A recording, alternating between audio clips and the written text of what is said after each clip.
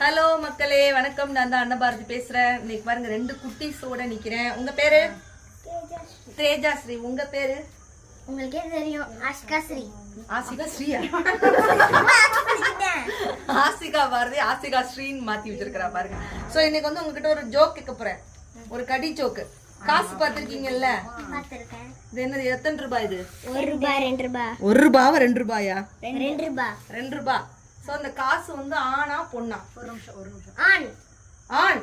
ஆண். ஆண் என்பது ஆசிகாவின் மிக தவறான பதில். அக்கா நீ என்னது? பெண்.